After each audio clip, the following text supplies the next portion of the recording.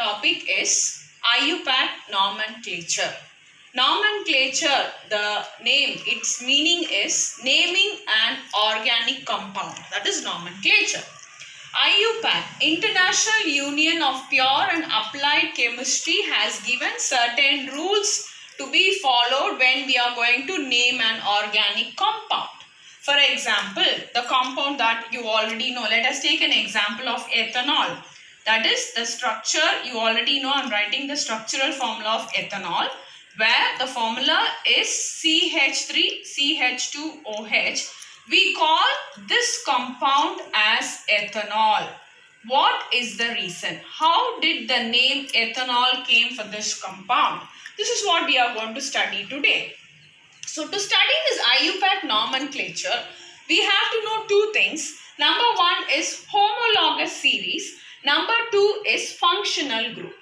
What is meant by homologous series? Homologous series are group of organic compounds which possesses a similar in structure and similar chemical properties. To understand this further, let us take an organic compound. For example, let me take methane, the formula CH4.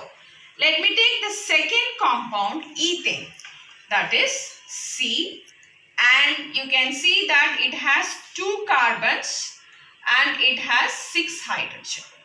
So when we are going to compare the structure between methane and ethane, the formula for methane is CH4 and for ethane is C2H6. Now the difference between these two is a group, CH2 group.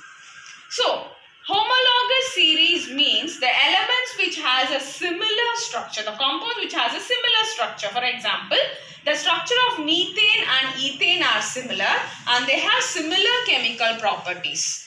The successive compound differ from each other only by a CH2 group. Such compounds are called as homologous series. Such compounds are these two compounds belong to the homologous series called as alkane. So these two compounds, methane and ethane, belong to a homologous series called as an alkane. Let us take this structure already because we have explained this structure. Let us take one more compound from this, methanol. So when you are going to compare between methanol and ethanol, the difference again is the same CH2 group, and so they have similarity in the structure and also similarity in the chemical properties. Because of this reason, they belong to a homologous series of alcohols. So again I revise what is homologous series. Homologous series are a group of organic compounds which possesses similar structure and similar chemical properties, and they differ from each other only by a CH2 group. Now we are going to see what is meant by functional group. Functional group can be an atom. It can be an atom or it can be a group of atoms arranged in a specific manner which gives chemical properties to the compound. I repeat, a functional group may be an atom or it may be a group of atoms which is arranged in a specific manner and it gives the characteristic chemical property of a compound. We call it as a functional group. Okay, now let us see with an example. Now, the most common structure we know is, which we usually use is CH3COOH, which is nothing but the acetic acid. We call it as acetic acid and it has all the property of an acid. For example, it can combine with an base forming salt and water, pH will be less than 7. All this property of an acid is given by a specific group, that is only COOH group. This group gives this characteristic acidic property to the compound. So this is called as the functional group. So if we know the functional group only, we will be able to write the IUPAC nomenclature. So today we are going to see only the functional groups as per the ICSE board. Now the name, common name or a trivial name is nothing but a general name. For example, acetic acid will be, acetic acid is otherwise the common name. That is why I have given that example, acetic acid. The name of this compound as per IUPAC name is ethanoic acid. Acetic acid is a common name. Usually the common names are derived from Latin, either from the source from which we get that particular compound, or from any other reason it is given the common name or trivial name, but we are supposed to learn the IUPAC names for the particular compound. So we have to learn the set of rules. So to know or to make the IUPAC nomenclature more clear, first thing we have to see the functional group. Now I have already defined what a functional group. It may be an atom or a group of atom which is arranged in a specific manner which gives a characteristic chemical property to the compound. So let us see what are the functional group that we are supposed to learn. And if this particular functional group is present, how the name of a compound will end. That is what we have written as suffix there. How the name of a compound will end. R and X. The R denotes here hydrocarbon. R is denoting here hydrocarbon. What is meant by this hydrocarbon? It may be any carbon compound is only denoted by R. So here a hydrocarbon chain is attached to a halogen. Halogens may be fluorine, chlorine, bromine and iodine are only called as the halogens. So here R and X, that means a hydrocarbon chain is attached to a halogen, and OH means it is alcohol. A hydrocarbon chain is attached to an alcohol. Already we have seen an example for that. For example, it is CH3OH. CH3OH, that is nothing but the methanol. So a hydrocarbon chain is attached to OH. It is alcohol. The suffix will have all.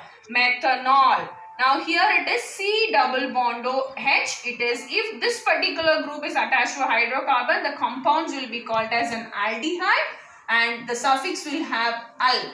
Al as the suffix in its particular name.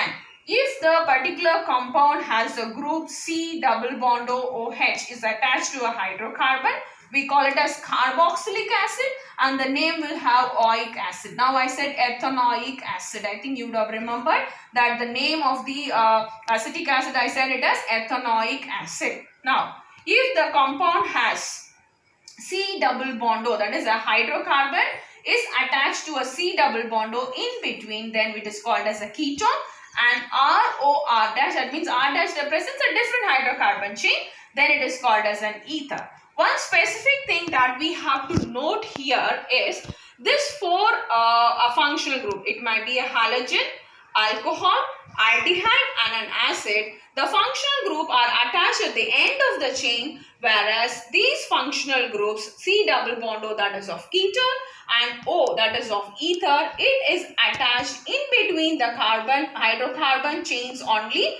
It will not come in the terminal positions, whereas these functional groups will be attached to the terminal positions of the hydrocarbon. The IUPAC nomenclature of an organic compound will have three parts. The first part is called as the prefix. The second part is called as the root name or the parent name, and the other one is the suffix. Now we have seen the suffix. This suffix will hold the functional group. Now the root word for the particular nomenclature. To know the root word, we have to learn the name of the first homologous series of alkanes.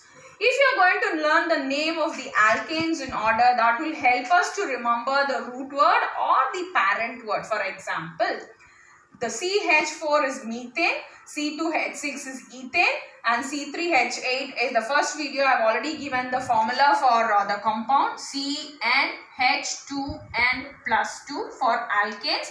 Suppose let me take n value as 8. So if I am going to take n value as 8, it becomes C8H2 into 8 plus 2. that becomes C8H. 8 2s are 16. 16 plus 2, it is 18. So if it is C8, it becomes H18. So you can calculate it using the formula CnH2n plus 2, and we have to know the names in order: methane, ethane, propane, butane, pentane, hexane, heptane, octane, nonane, decane. If we know this in order and also the name of the functional group, then only we will be able to write the nomenclature of the compounds, and hence our work will be to learn the functional group given in order and also the root word at least of the alkanes. I repeat again: methane, ethane, propane, butane, pentane, hexane, heptane, octane, nonane and decane.